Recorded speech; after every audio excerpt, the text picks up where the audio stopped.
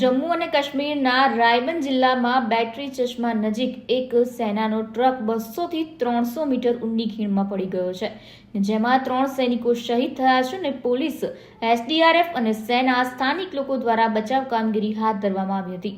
આ ટ્રક જમ્મુથી શ્રીનગર જઈ રહ્યો હતો અને મૃતકોને રામબન જિલ્લા હોસ્પિટલમાં લાવવામાં આવ્યા છે.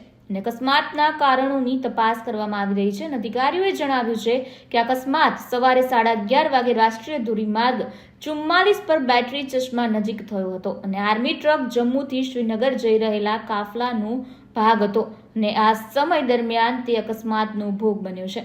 અકસ્માત પછી તરત જ એસડીઆરએફ, પોલીસ અને સેના અને સ્થાનિક સ્વયંસેવકો દ્વારા બચાવ કામગીરી શરૂ કરવામાં આવી હતી.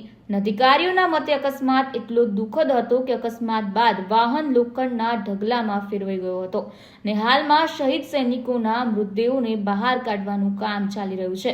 અને પ્રાથમિક તપાસમાં જાણવા મળ્યું છે કે વાહને પોતાનું સંતુલન ગુમાવ્યું અને ઊંડી ખીણમાં પડ્યું હતું.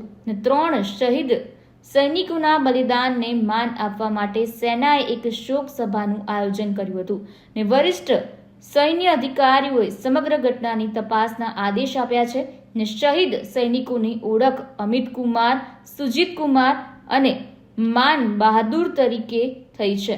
પહેલગામ હુમલા બાદ જમ્મુ કાશ્મીરના ભારે સુરક્ષા દળો તૈનાત કરવામાં આવ્યા છે અને આ સાથે અને આ સમયે પહેલા કરતાં વધુ પેટ્રોલિંગ કરવામાં આવી રહ્યું છે.